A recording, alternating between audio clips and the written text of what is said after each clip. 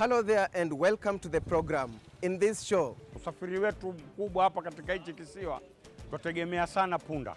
It is listed in the World Heritage list as a World Heritage site. Miaka iliyopita tourism ilikuwa ni kipato kikubwa cha jamii ya Lamu County. The isolation of the town itself, it has advantage to the people of Lamu. We pitch tent in Lamu, one of the oldest Swahili towns in East Africa. And the question we are asking, is the town losing its old face? It is becoming a challenge now to preserve the cultural aspect of Lamu town because of influx of people coming in from different cultural backgrounds.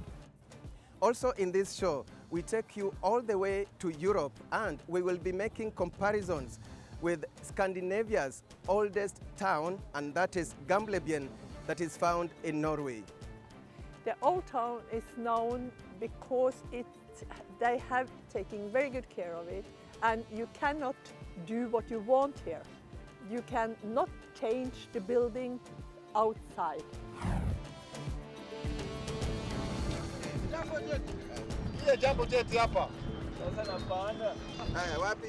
We begin this journey with a brief background on Kenya's old towns, which have long been an attraction for foreigners.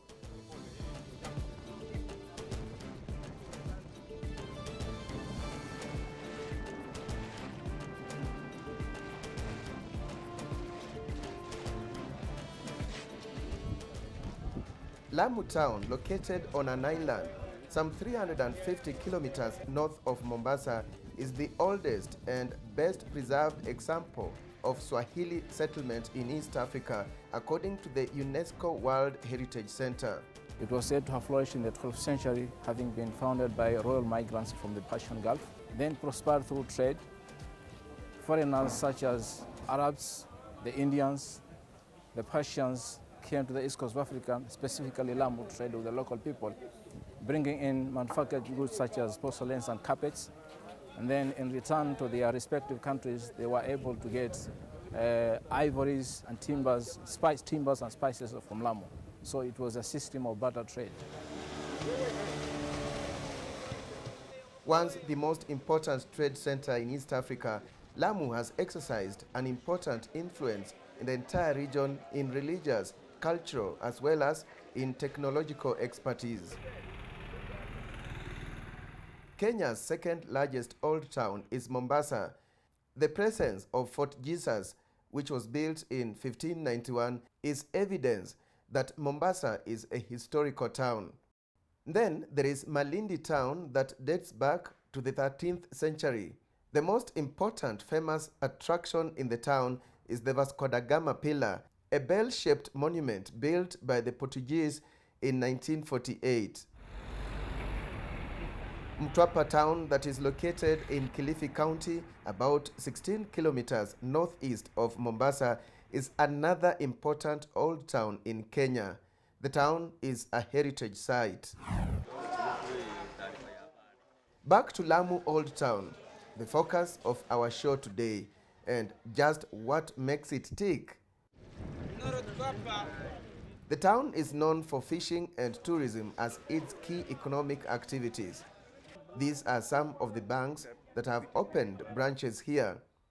Now, unlike other Swahili settlements which have been abandoned along the East African coast, Lamu has continuously been inhabited for over 700 years. Majengo yetu mpaka sasa ni ya kikale ambao yako hapa. Ukiangalia mavazi yetu bado ni ya kikale vile vile. Mila na desturi ni zile zile bado za kikale ambazo bado tumezipreserve mavazi. In fact, on Friday you will see all the Waislamu wote watakuwa wamevaa kanzu, kofia. Pakitokea kifo utatukuta kwa wingi tumevaa kanzu na kofia ili tuenda kuzika. It is listed in the World Heritage list as a World Heritage site. And what is important, because most of the sites are areas where people don't live, but Lamu is listed as a living site, and it is because of the culture from the way of life, from the very artistic and world-famous Lamu doors, from our cultural performances. The population of Lamu Old Town is about 25,000 people, while that of the entire county is estimated at 102,000 as per the 2009 national census. Katika kisiwa hichi cha Amu utapata kuna Waamu, kuna Wapokomo, kuna na Wagiriama ambao huwa wanaishi hapa, lakini na kuna ndugu zetu wa kutoka visiwani ama Wabajuni ambao tuko nao. Lamu Old Town is characterized by narrow streets and magnificent stone buildings.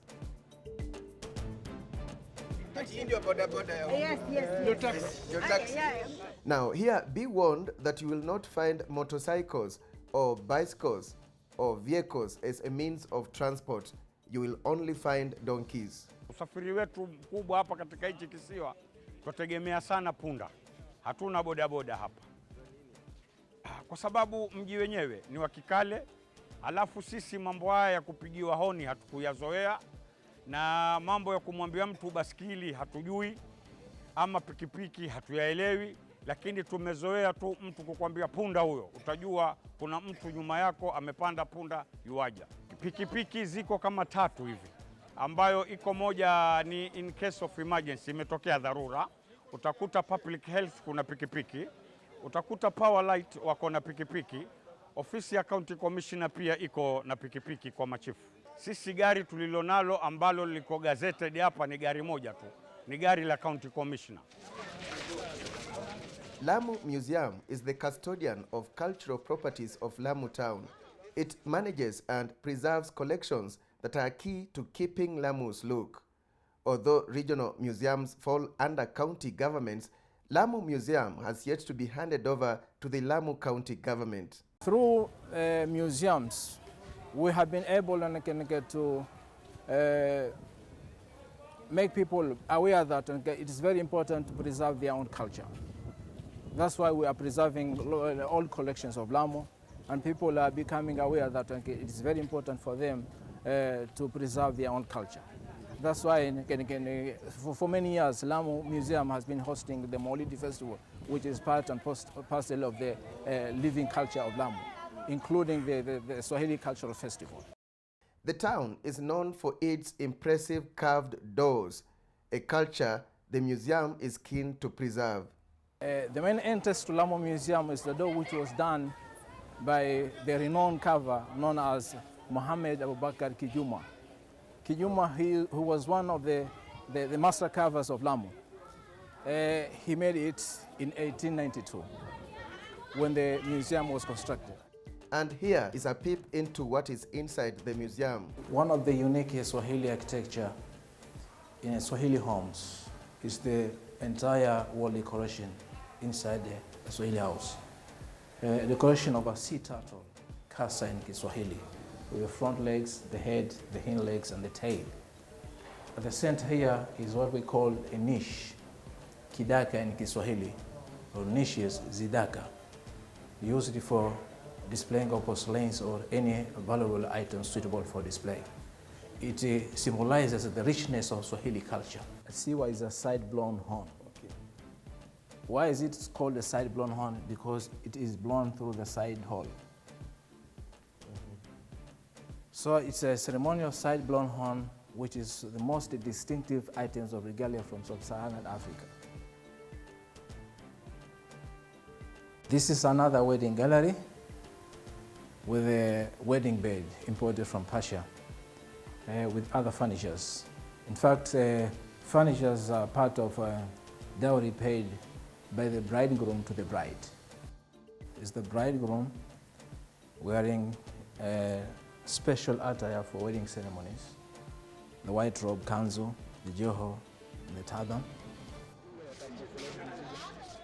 Residents who have had international exposure believe one of the challenges Kenya's old towns face is lack of funding and support from the government. Nimewahi kuenda hili ya Mozambique Nimewahi kwenda Paris na tumewahi kwenda maeneo mengine kama Russia. Tofauti kubwa ni kwamba maeneo ya sehemu hizo kuna pesa ambao kwamba huwa wale wananchi wa ile sehemu wanapata usaidizi. Miji ile ya Ulaya inasaidiwa zaidi.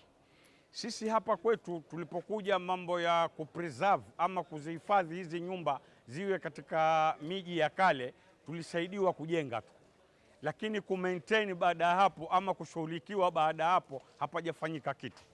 Sasa utakuta zile nyumba ambazo zimehifadhiwa kwa wakati ule, kwa sasa hivi hakuna kitu chengine ambacho kimefanyika. We are organizing the Lamu Cultural Festival.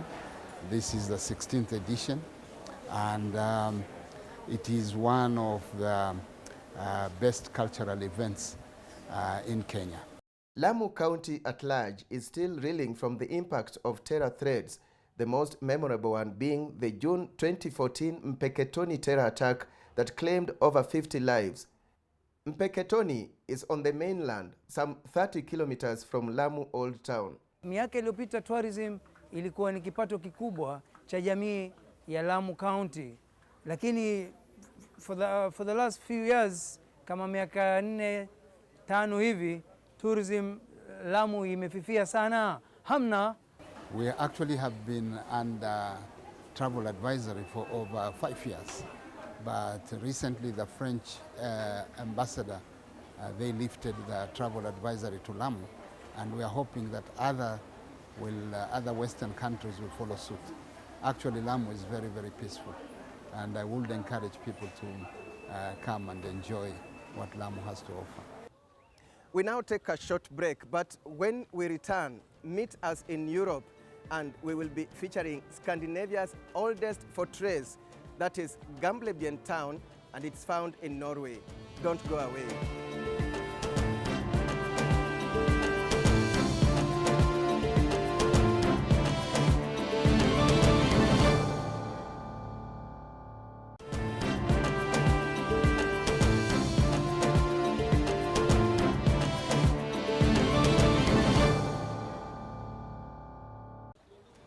Welcome back to the show.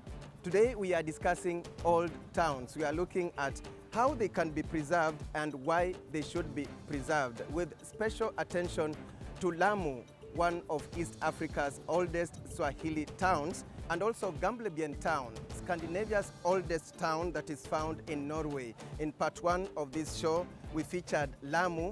Time now to feature Gamlebyen. Gamlebyen is a fortified town in Fredrikstad city in Norway. It is surrounded by water, and there is only one entrance to the town by road over a bridge. This is Gamlebyen, and welcome to Gamlebyen. It's a nice part of the town. The town is part of Fredrikstad city, where the municipality headquarters is located.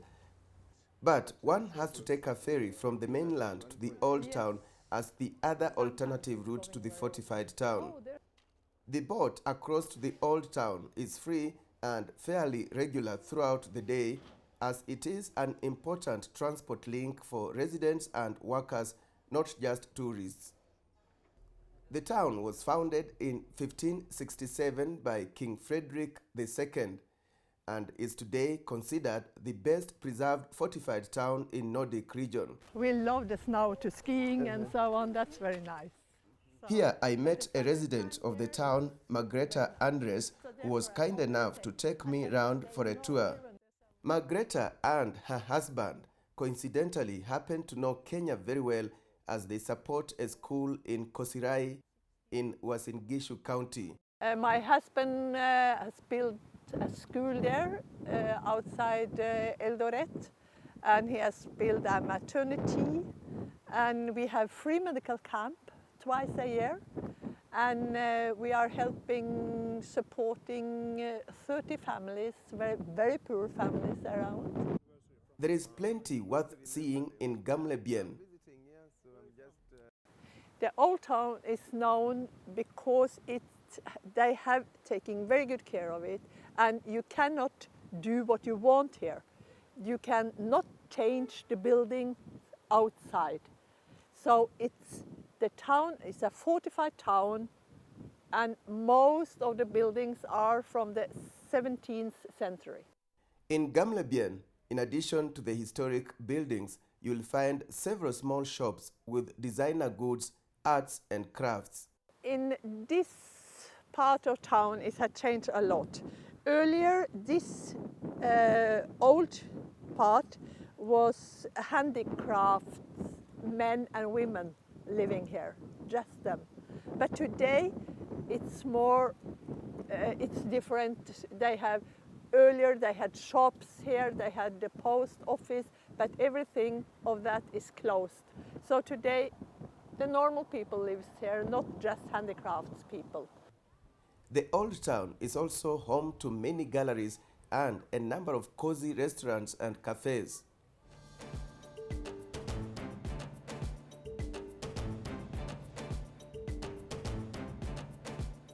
In this old town of Gamlebyen, there is no bank, but there is one ATM machine in the whole town. So to get money, you have to use your debit or credit card. And, cash is not a problem because, I'm told here, all shops accept these cards, either credit card or debit card. So you won't have a problem anyway. Here in Gamlebyen, there is the flea market every Saturday on the town square. A flea market is typically an outdoor market selling second-hand goods.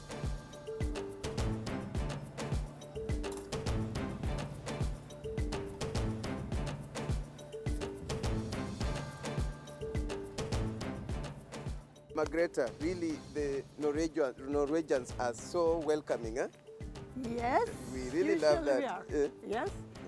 But the Kenyans are also very friendly, and yes, and So therefore it's two-way. Yes. And I can see some birds here. Yes, there are some private people. They owns the hen, the birds, and they are also feeding the sparrows. The bird, what is it called in Kiswahili? You know it, you've been Cuckoo. to Kenya. Oh, cuckoo. That's great, fantastic. But it's good. You find them here in winter? Yes, but we have them indoors with Or heating. during winter, they're indoors? Yes, indoors with heating.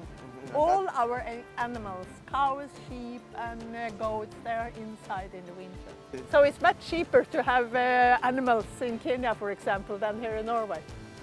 Because Yeah, here you have cheaper, to use yeah. electricity. After completing our tour of Gamlebyen, we get a feel of the ferry that serves the mother city of Fredrikstad and the old town. So we head towards the west. How long does it take? It's a free service and it takes you about 2 minutes to the other side. And it's leaving every 15th minute. Okay. So here you can take your bicycle with you or walk, but not with cars. Not with cars. Not with cars. Okay. In the morning, starting work or school, and in the afternoon, the boat is full. So Morning and afternoon, yes, boat is and full. it just takes 50 people. And you can say, like Kenyan, oh, but it's much more space than for 50. But So we here- have the security, the swimming vest for Okay. 50 people. So therefore, it's not allowed to have more than This 50. place, only 15 people. 50. Okay. I've enjoyed the ride. Barely 2 minutes we are crossing. Huh? Yes, better than the swim. Better than the swim. Thank you. Thank you.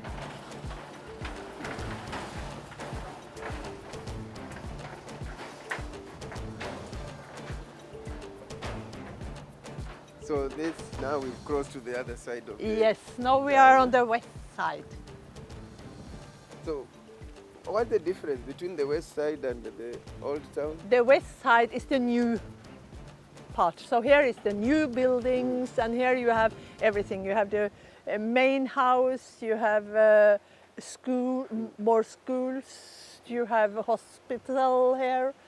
So here is where everything This where life is? Yes. Uh-huh. It Okay, is. where do you enjoy staying most? This, the west side or the old town?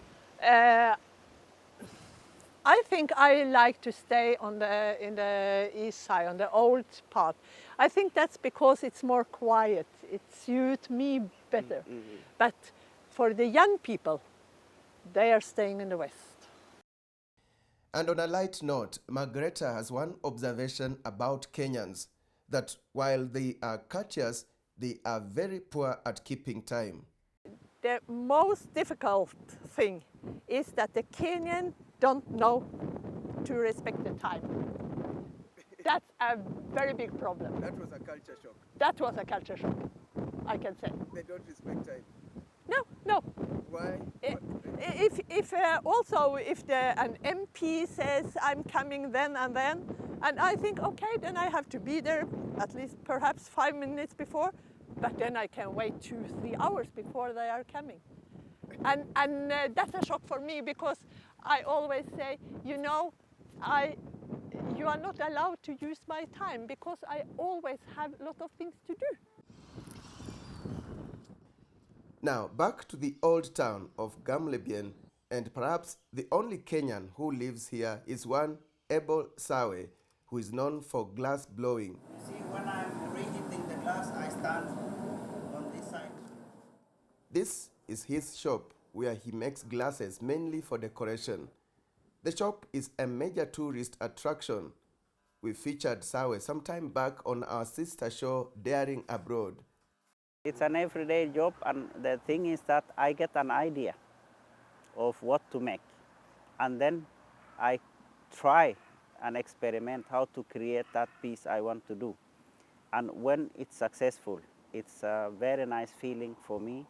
And when a customer comes and admire this piece, it's even more success.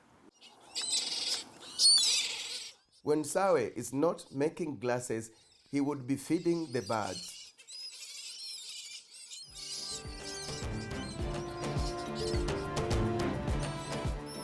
That brings us to the end of the show. We discussed old towns, how they can be preserved and why they should be preserved. We focused on Lamu, one of East Africa's oldest Swahili towns, in comparison with Gamlebyen, an old town that is found in Norway. On behalf of the crew, thank you so much for watching, and bye-bye for now.